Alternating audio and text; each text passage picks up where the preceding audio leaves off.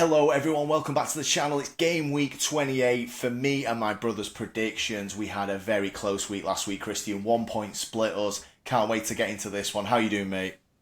Yeah, I'm good. Look, I need to start clawing, but I need some correct results, don't I, at this point? I mean, I'm really struggling. I think it's 12 points we're at now. Yeah. I can taste that chili in my future, and I don't like it. It's a red hot chili for the loser, so I want to keep this. I don't want to do an Arsenal and choke this. I want that. I want that 16-point lead. I'm like Arsenal. Just give me a little cushion or something, right? Are we gonna have to live stream that chili as well? Yeah, man. Yeah, that's a joke. That'll be our most viewers. I know, yeah. We'll just start doing mad shit all summer. Forget the football. We want to see him have more chili. Right. Yeah. Okay, let's get it. Look, there's a game tomorrow night. We're recording this Thursday evening. This is Friday evening's game. I must admit, I'm way more game for Friday night football than I am Monday night football. If I have to watch another game of Everton on a Monday night, I mean, the two against United have been horrendous games, but we're going to come to United and obviously Everton. So let's do this one. Friday night, Christian. Wolves, obviously they're about to get relegated, we know that. I'm not sure when mathematically that will happen, against Villa, who have been slipping. Let's get the results up here. Villa did get a late equaliser against Leeds, but Man United have closed that gap now. I think it's 3 points. Man United are on the tails of Villa for third, and inadvertently, Christian, are Villa looking even past United and going, Chelsea and Liverpool are in 5th and 6th, and are Villa in danger here of missing Champions League football? I mean, that is an unbelievable situation from where Man United, Liverpool and Chelsea were. So where are you going with this? Worst team in the league, Wolves, against third placed Villa, who are on a little bit of a slide. Yeah, Villa, it's been a bit disappointing, hasn't it? I mean, Alex, we did an episode and we were talking about could Villa go for the title, and now I think we're that ship has well and truly gone. Top four. Yeah, I do. I think they're gonna get the win here. I think they will. They'll get this win. They'll bounce back from that horror late goal against Leeds. But I'm gonna go 3-1 Aston Villa. 3-1. Okay, I've gone 2-1. They are away here. Wolves have. You can see Wolves' games there. They've not been getting battered, and they've actually took a few points here. So look, I'm going to go 2-1, a very close one, but I do think Villa will get the win. And let's face it, Christian, a quick look at the table here. They need it, right? Man United have got Palace at home. Very, very favourable fixture. Palace are playing right now, by the way, in the Conference League. I think they're away in Bosnia. So Man United, you like to think, are going to get the job done on Sunday. The pressure is on. They cannot slip up here, Christian. Mate, if they, I tell you what, if they do slip up against Wolves, they're not getting top 4. Wow, you heard it here first. Okay, right. Let's move on to Saturday. We've got an early kickoff. I love this format. Friday night, early kickoff, and a 5:30, and a few Super Sundays, mate. Just fuck MNF off. Jesus, right. Early kickoff. Not saying it's a cracker, but here we are. Bournemouth against Sunderland, Christian. 0-0. What have I put for this pot, mate? Yeah, an absolute cracker. 1-1, right. Okay, look, Sunderland, by their standards, they are on a real bad run. They've been a great story this season. I do wonder if the wheels have fell off to a degree here. They've been unbeatable at the Stadium of Light. They've lost back-to-back games there, including a spanking by Fulham, who have I don't know what to make of Fulham. And obviously Liverpool did get a scrappy one there. What are you thinking for this? And obviously props to Bournemouth, by the way. We've been singing their praises. Yeah, 100%. I like a few of the younger players coming through at Bournemouth as well. I like the way they play. I think it'll be a tight one. I've gone 1-1 with this one. I think they're going to share the points. Sunderland have it's been a bit of a weird season for them. They looked so good at the start of the end. I think maybe they're just flagging a little bit. I think the Africa Cup of Nations, I think that took it out of them, and they just haven't really seemed to get going again, have they? So 1-1, mate. Yeah, fair enough. I'm going 2-1 Bournemouth. That they have convinced me a little bit with their recent run, although I didn't think much of them at West Ham. That was a poor game and very winnable for West Ham, who we're going to come to because they really do need the points. But look, two teams, I'd say both of them have overachieved, but it's stagnating a little bit for one of them, which is Sunderland. They are low-key now 12th. I think it would be a shame to see them drop to like 14th, 15th, but it's very tight, as you can see there. So Yeah. They just struggle for goals, Sunderland. Look at them there. They've got 28 goals in 27 games. It's one of the worst attacks in the league. They scored less goals than Burnley, Christian. So, look, we'll see what happens. I'm going for a home win there, so a little bit of a zigzag. I always love it when we pick a different one because that means that Chile's getting close. No, I'm joking. Right, okay. Another team struggling, but also putting in a bit of a shift is Burnley. They're hosting Brentford. The most 3 p.m. Saturday game in the history of 3 p.m. Saturday games, this one. Do not go 0.5 in that first half, I'm telling you. Nobody, please. Yeah. You've heard it from the betting guru here. He's got plenty of experience, believe me. Alright, okay, look. Burnley beat Palace away and drew Chelsea away. 4 points from them 2 games is phenomenal effort. Yeah. So, seriously well done. I'm not sure who this is. Is that an FA Cup game? Did they get bounced, did they? I think they must have done. Yeah, Mansfield. They lost to Mansfield at home. Jesus Christ. Good. Well, this is a Premier League prediction, so we will skim by that, but that is a shocker. By the way. Yeah. Look, 4 points from their last 2 league games, both away, both against teams better than them, is a fantastic effort. It's a shame, really, they gaffed against Sunderland and West Ham because, low-key, they could have put a little bit of a run together here against Brentford, who I thought the wheels had fell off. Then they bounced back with a vengeance, and then they had a shocking loss to Brighton, who I think Brighton have been terrible recently. So, where are you going with this one? This is interesting. It's strange, isn't it? Because, I watched Brentford against Arsenal, obviously. I was eagle-eyed on that one for obvious reasons, and they really impressed me. Loved the way they were playing. The high intensity was incredible, but then to go and get bounced in the last game, it was just so flat. Right. So I am a little bit concerned, but Burnley are weird. I think they do huff and puff, and I think they make a good account of themselves most games. I can't really fault them for effort. I just think they're falling short of quality. That's all it is. Oh, okay. I have gone with Brentford to bounce back here and win 2-1 away. Right, okay. I've gone for a home win here. I'm going to give streaking Burnley a win here at home. Yeah, right. I'm not fully convinced with Brentford. I'm not sure what. No Europe charge for Brentford then. It's a good question, to be honest. Yeah, because that would be a massive dent in there. Like you said, yeah. I mean, they're sitting in 7th, which is comfortably Europe these days. The amount of competitions they're rolling out. Fuck me, I think Everton might be getting in. Alex, weird take, but I think the worst thing that could happen to them is getting Europe. Fair enough. Really. Yeah. I totally agree with you, to be honest. I mean, look at Forest. Look at Tottenham, they won the fucking thing. Yeah. Christian, are Burnley done? Even if they do go ahead and win, like I said, is there no chance here of a great escape? Yeah, I just think they're falling short. I think it's a shame, isn't it? Because out of the teams in that race, I mean, Wolves were they were gone from the start of the season, weren't they, from day one? Burnley was like one of them teams where some games, I'm like, I can see something.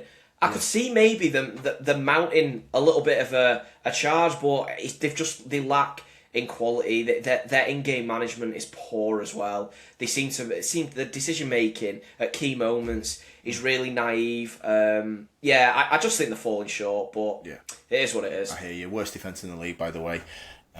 Even worse than Wolves. So abysmal, really. Kyle Walker, man, fucking hell, dude.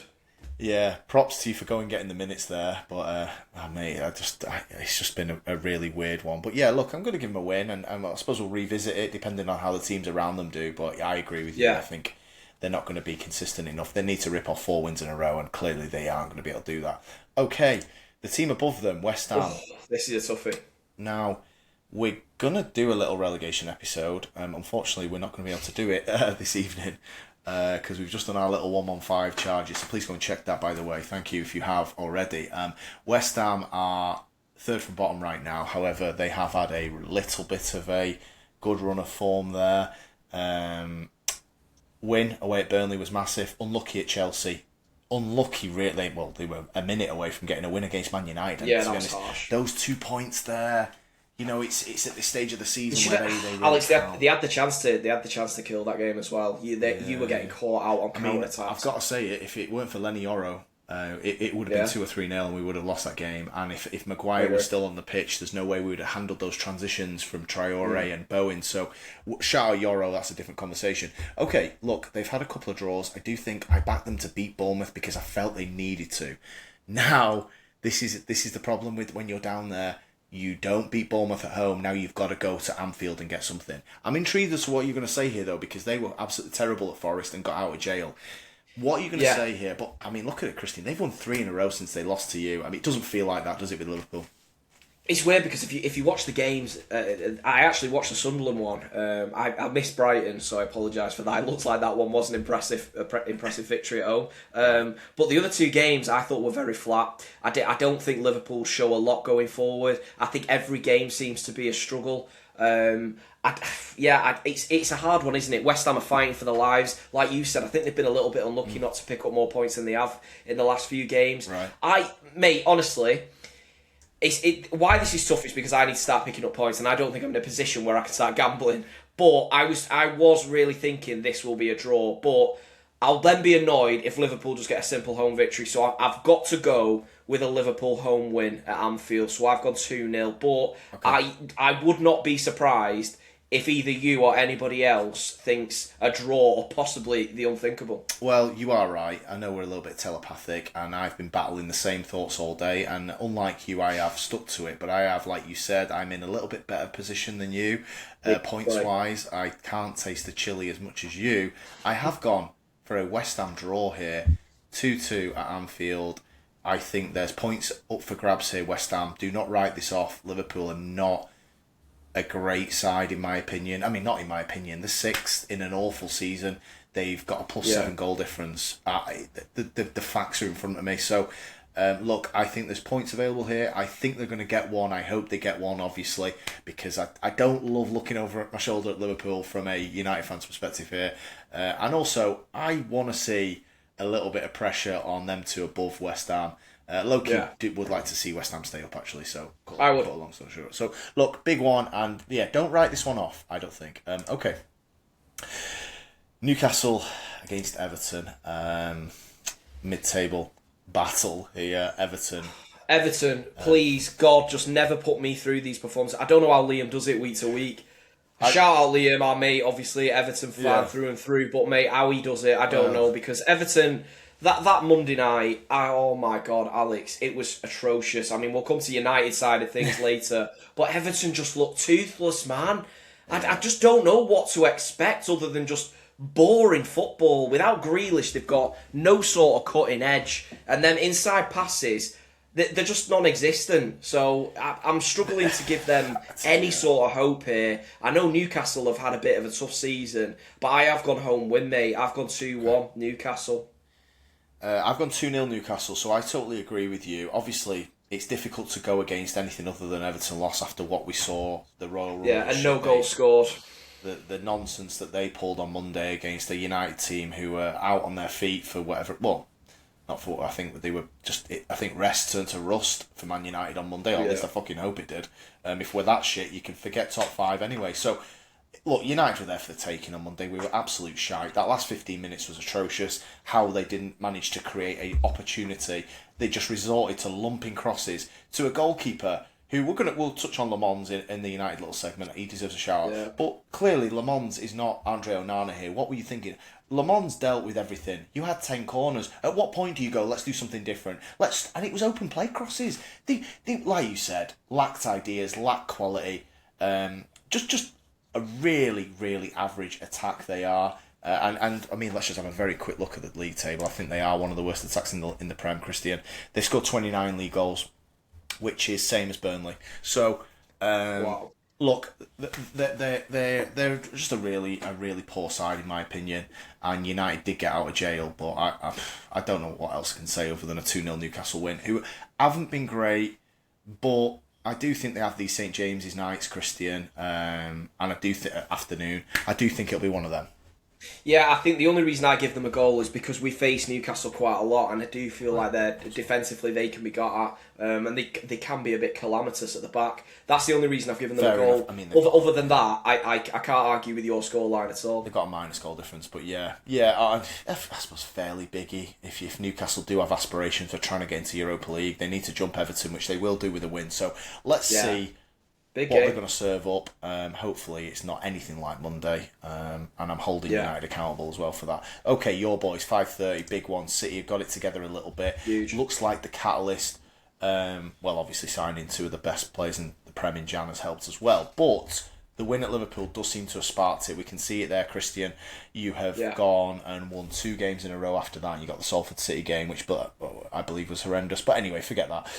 Look, 2 good wins at home against Newcastle and Fulham, decent sides. Newcastle was a bit of a battle. You're struggling with this second half syndrome a little bit against I've been really impressed with Leeds this season. And other than that Arsenal 4-0, which I had no idea where that came from. Didn't we? I think they've been really good value for their season. I think we both agree they're safe, Christian.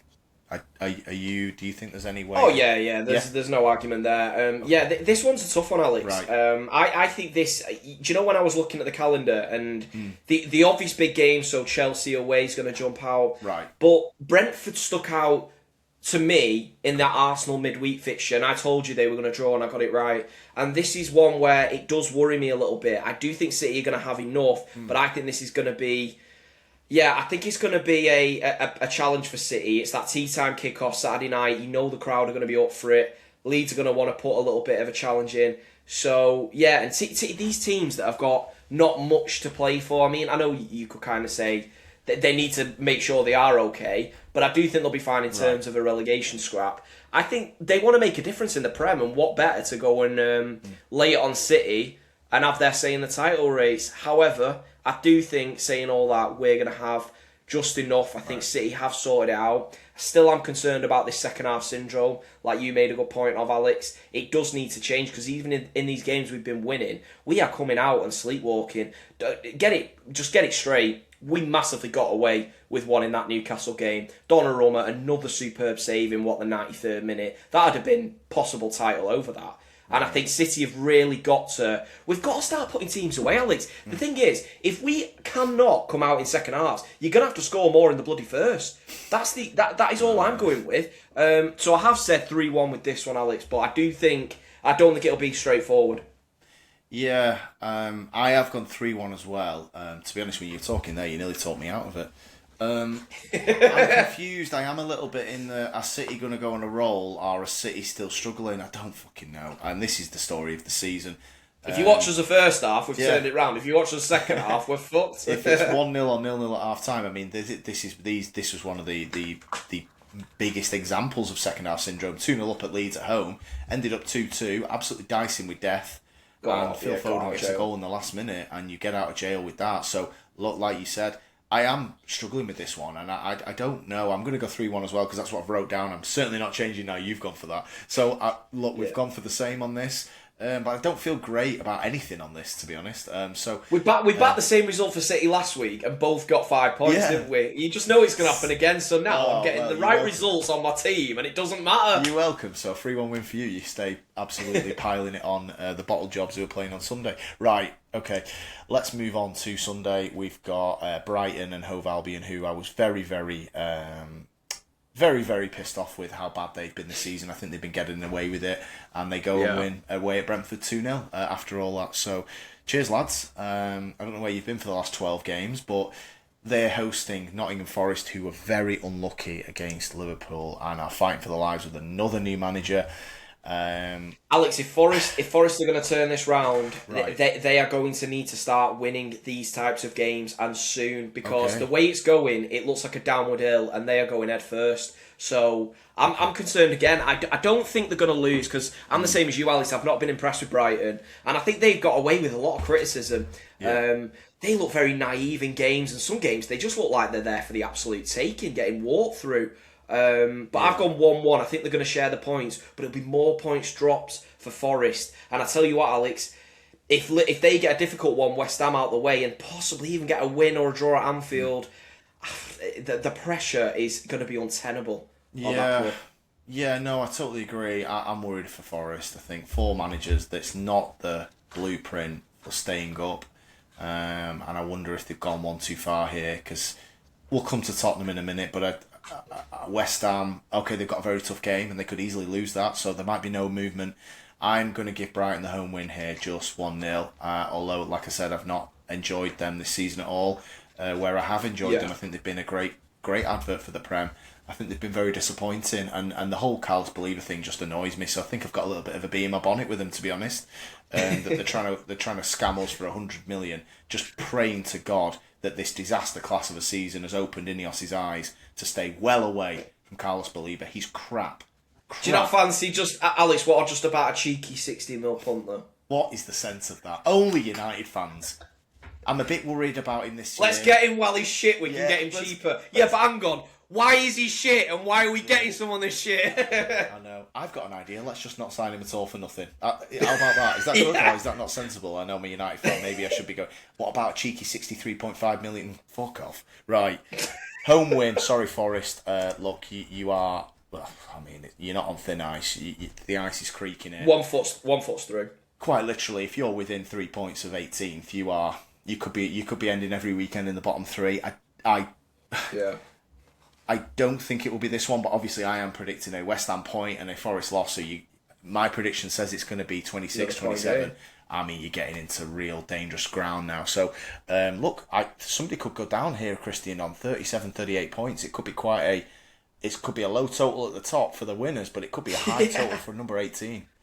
Yeah, it's a strange one, isn't it? I think Forest are in free fall. Like I said, unless it changes, they're in trouble. Okay, let's come to another team that are... Talking of free fall. Spurs wrote the book on free fall. Look, I saw a 2026 league table before. I sent it to you and Patrick. Manchester United are top of it, which is hilarious. And Tottenham Hotspur are bottom of it, with 4 points in 8 league games in 2026. And you can see why they are where they are in the 2026 league table. And by the way, the full season league table is not pretty for Tottenham. They are in a relegation fight now. They got spanked by their nearest rivals, who really just wanted to get out of there with a 2-1, and Spurs were that bad. Even Arsenal put them to the sword. 4-1 loss at home, 2-1 loss at home to Newcastle. Romero cost them at OT, and we battered them 2-0. And surprisingly, they somehow got a point against you. That's a different conversation. Christian, tell me what you're thinking with this. This is not a great matchup, I don't think, for Tottenham Hotspur. Fulham can knock it about. On their day, they are a dangerous side. High intensity. They've got some good passers, good dribblers. And they can be a free scoring side as well. Another loss for Tottenham here, and I'd just like a word on them as well, because obviously I was watching the last game against Arsenal, and I was hoping they'd be able to do something. More praying than anything else. And you know what? This club, me and you actually, I had to ring you. I went and walked the dog, cleared my head after that watching that shit, and I was like, how have I just seen Arsenal win a game 4-1 and they tried to win it 1-0? I don't know how that's even... Only Tottenham were capable of letting it get to that scoreline. Their players are just weak mentality. These weak farts. Honestly, you got Xavi Simons just being brushed off it. You've got these low IQ players, Conor Gallagher bumbling it round, taking short free kicks to a player that's surrounded. You've got the free kick, just wait. They are idiots, mate. So no, look, I've gone for another loss. Fulham will win this 2-1, and Spurs are going to be in a world of shit, along with Forest. Yeah, I think they could genuinely go, Alex. Right, wow, okay. Yeah, I mean, we're going to do a relegation episode, so please tune into that one. We're probably going to record it when we can. Busy weekend ahead, but definitely next week. Look, the results might even be a spicier one. Look, a Tottenham Hotspur win puts them immediately, like Palace were dicing with it. They've won 2 games. They're now up to 13th and they're completely safe. Tottenham, it's in your own hands. If you have any pride or any care to get out of this, go and beat Fulham away. They're not going to beat Fulham away. They're going to lose 3-0, Christian. This is going to be a bad weekend for Tottenham. This is going to be as bad. After this game against Fulham, there is going to be like crisis. This is going to be like, regardless of what Forest and West Ham do, it's going to be a battering. Fulham are going to batter Tottenham on Sunday, and it's going to be, oh my God, we genuinely could go here for the fans who might be thinking we'll get a couple of players back. Look, I did not like that Van der Ven thing with Tudor, who was asking him to push up and Van der Ven was ignoring him. I don't like that. These players, that dressing room is I can't imagine how toxic that dressing room is. Yes, you've got injuries. Yes, you roll your sleeves up and you get some points on the board. You are Tottenham Hotspur. You're one of the biggest revenue clubs on the planet, and you are sitting in 16th. Could be, Christian, they could be, if results go against them, which we clearly don't think is going to happen, but if Forest and West Ham win their games this weekend, Tottenham Hotspur will be 17th and a point off relegation. That is how close they have got now. This isn't funny. It's when you're looking at the calibre of players, Alex, and the personality types that are on that field. I don't know who's going to roll their sleeves up. Even for these lower league teams, Alex, you look at Forest, you look at West Ham, they've got some of them characters, Somerville, Jared Bowen, they can roll the sleeves up, they can produce a moment, right? Same with Forest to a certain extent. I know Gibbs White hasn't been as good this year, but they have them characters. You look at that Tottenham team, who the fuck are you looking at? Xavi Simons, man. Come on, the guy is shit. I don't know what he was doing in that Euros, because he looked half decent. The guy is weak. They've got a lot of these weak players. I mean, even Kolo Muani, just crap. Matthias Tell, poor. What did they sign him for? Again, another stupid decision. Didn't they pay a massive loan fee as well, Alex? I'm sure it was a huge loan fee. They paid a massive loan fee, and then he was rubbish, and then they went, you know what, we'll have a bit of that permanently. Don't quote me, but I'm positive it was 10 mil. I'm sure. United were linked with Tell, weren't they? It was United or Tottenham, and then they one of your better. Hey, we've got our heads screwed on, haven't we, Man United? We're going to come to that. Look, any Tottenham fans at this point in the video, a very good friend of mine is a Tottenham fan. He is now genuinely thinking this is a very realistic situation, and like I said, you are one weekend away from being a point off relegation. Ridiculous. Right, okay. Come to Manchester United, who lost that Europa League final to Tottenham Hotspur. Obviously, Manchester United under Michael Carrick have been immense results-wise. I think we need a performance now. I'm a little bit. I've got some excuses in my head for these last two. There's no excuse to not turn up on Sunday and do damage and play well. A good performance, look, a win is minimum. You need the 3 points. Points, look. If you're going to play shit, make sure you win. So you did that on Monday. You ain't going to be able to play shit now against Newcastle and Villa, who we've got after this weekend. This is Sunday. You need a performance this weekend. I think that some of the experienced players were abysmal in the last two.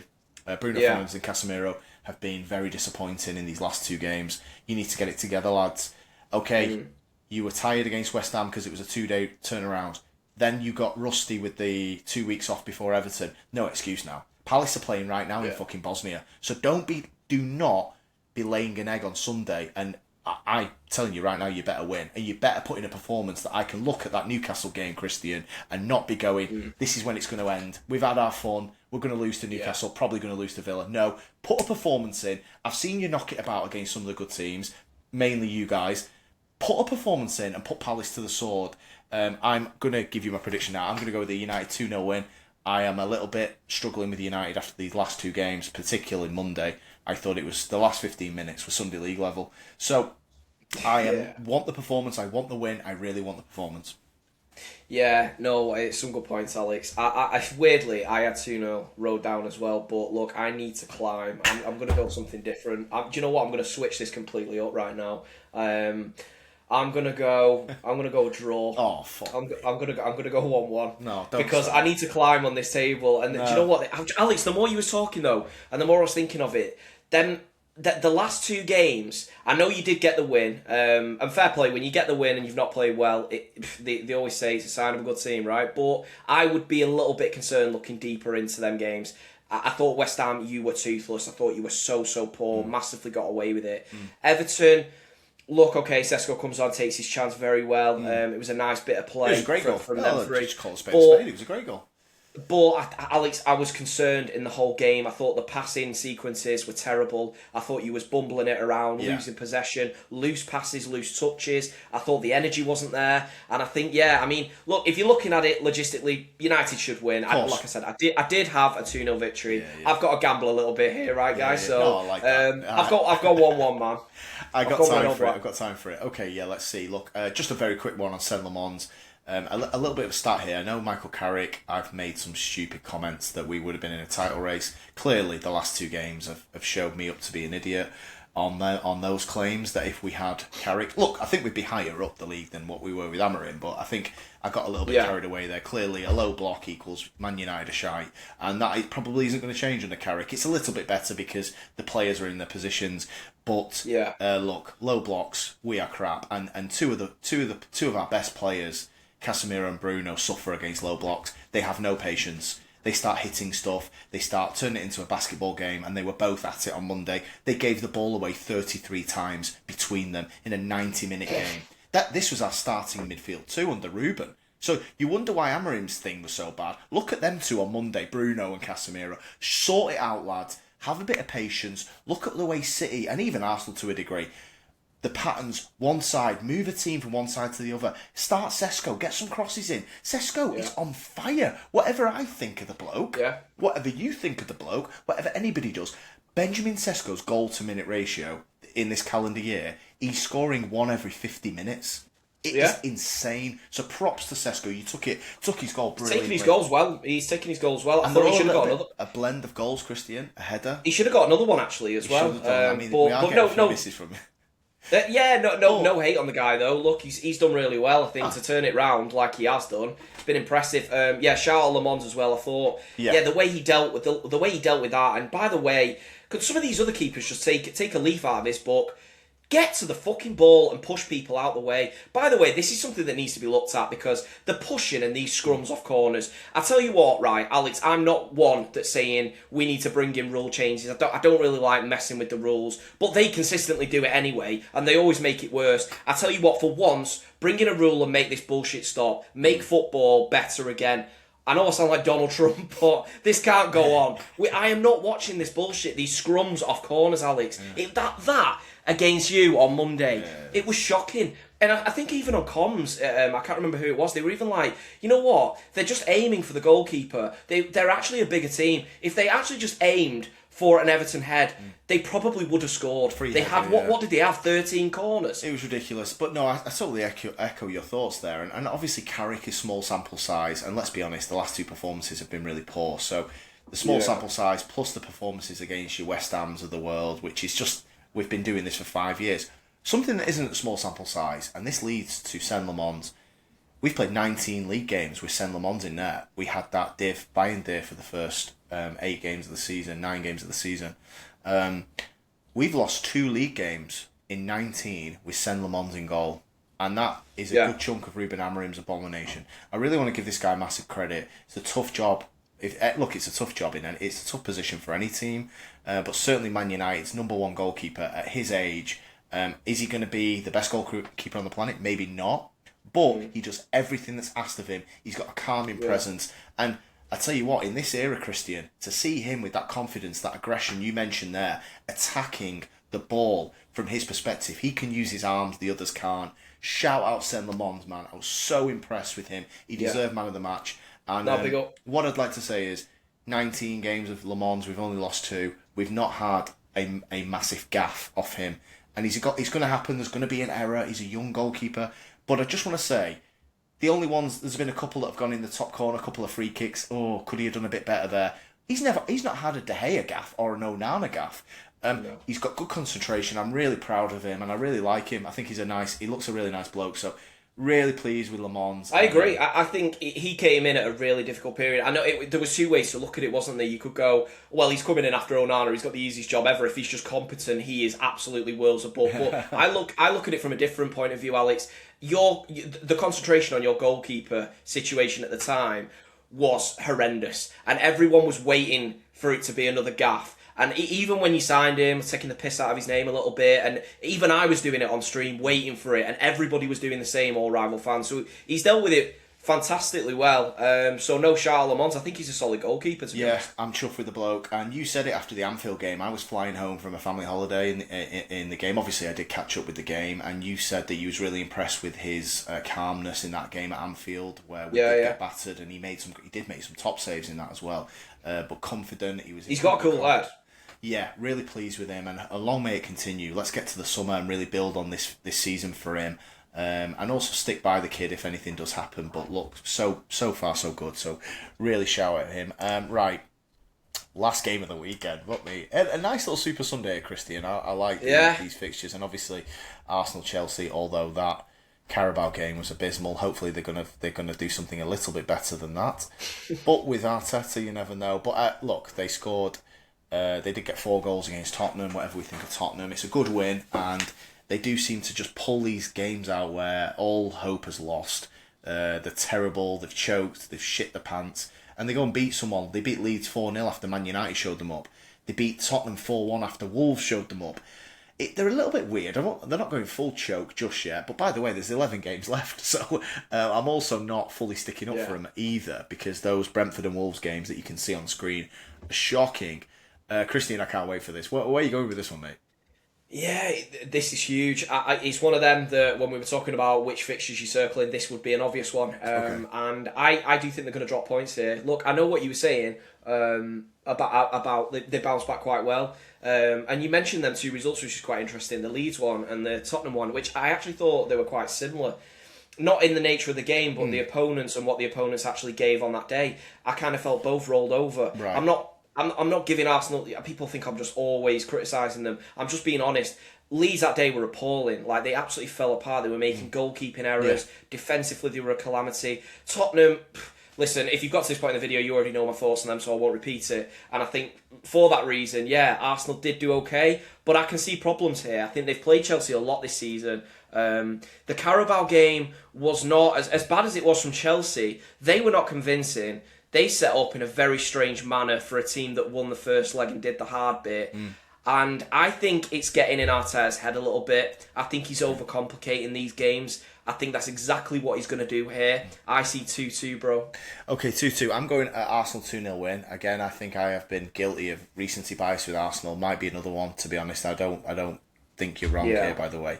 I'm going 2-0. I'm just don't really know. Neither would shock you. Neither would shock you, would it? And it's 2-0. Chelsea have barely any shots. They limp across the line, and a very routine victory. 1 corner, 1 deflected shot. That would not surprise me, but it also won't surprise me if Arsenal completely capitulate here. Yeah. And that's where we're at with Arsenal at the moment. I mean, this is why it's been so difficult. This is why, if you've been watching our predictions episodes, firstly, thank you, and you see how crap we're doing. It's just so difficult. Someone that's doing a little bit better, Mr. Victor Gyökeres, he's been a butt of jokes. Yeah. Just before we wrap up, Christian, a couple of goals against Sunderland, couple of goals against Tottenham, by the way, both really good finishes. I've got to give the guy some credit. That's what we do on this channel. You play shit, we can say you're shit. If you play well, we praise you. That's how it works. Doesn't mean we were wrong about Gyökeres 3 months ago.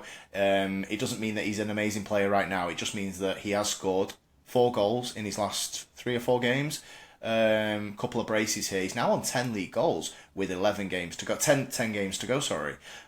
He could easily finish on 16 league goals, which actually not that bad for where he has been this season. Any word on Gyökeres? Do you look at him with any sort of like, could he lead Arsenal to the title, Christian? I don't think I look at it in that sense, but there's certainly a lot of positives to take with him getting going a little bit. I thought that he took his goal, well, he took both goals superbly well, but especially his first against Tottenham, that was superb. Nice first touch out of his feet, buried it. But I think they need to kind of accept what Gyökeres is. I think United are in a bit of a similar situation with Benjamin Sesko. I think once you accept what they are as players, you accept the shortcomings, but you also accept what they can give you. Yeah. And if you play to the strengths, I'm not saying Gyökeres can lead them to a title. I'm not saying Sesko can spearhead a Man United revival.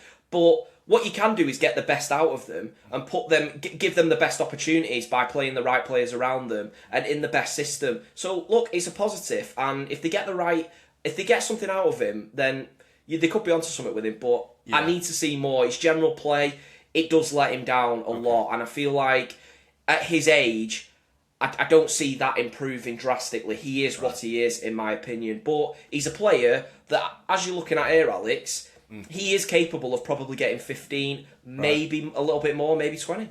Yeah, no, I totally echo everything you said there. Yeah, I think, look, let's see. I mean, it's a great opportunity. Chelsea at home, then they're not an amazing side. Go and get another one. Go and get another 2, dare I say it. If you are looking at this with an Arsenal head on. So let's see how he does.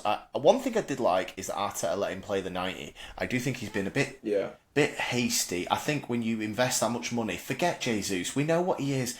Let squeeze all the Gyökeres juice out of this season. Swat. Yeah, he's just a fucking bitch, man. So, look, let Gyökeres play 90 minutes, and look, he got that if Arteta would have hooked Gyökeres, he would have only scored one, because that goal came late, the fourth goal came late.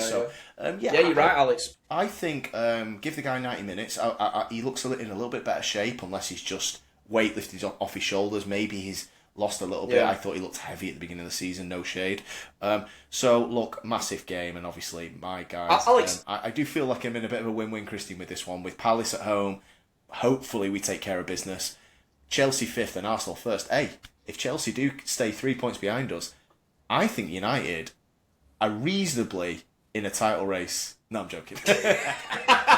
I was waiting where you were going. I was like, he's not. No, seriously. Just time out. If Chelsea do the business, and Man United do, Man United 51, game in hand 61. We win our game in hand. We're 7 points off first. Incredible. Possible. I'm not saying. Look, I think Man City. Alex, what Carrick's done. I mean, to be fair, it might sound a bit harsh as well. My critique on United's last couple of games. Maybe again, like you were saying, recency bias. But he has done a remarkable job coming in, and he's not been a walk in the park fixtures. I know you've had a couple of easier ones recently, but he has done very well. And I think the longer this goes on, me and you were talking about it. I think if he puts his name in the hat a little bit, he needs to show his more in-game management skills rather than just crawling over the line in these games. But look, he can't say he's not done a great job coming in and really rescued United and given them some hope. I do think as well, just on that in-game management, just before we wrap up, is I was critical of the West Ham game, the second half. He waited too long to bring Benjamin Sesko on, and he hooked the wrong guy, Matheus Cunha, which was a premeditated sub. I was very critical of that. What did he do on Monday? Sesko came on earlier, and Matheus Cunha did not come off. Matheus Cunha set the goal up inadvertently, I know, and Mbeumo gets the assist. Growth there from Carrick. He subbed Ahmad. The next penny to drop, though, is starting Benjamin Sesko. Yeah, man. What do you do with Sesko? Talk about banging your manager's door down. Props to him. Hey, look, what a weekend we got, Christian. I cannot wait again. Thank you all for listening. Look, mate. Let us know in the comments what your predictions are, please. We want to hear from you guys. And obviously hit a like, subscribe to the channel. Massively appreciate it. See you all next week on the next one.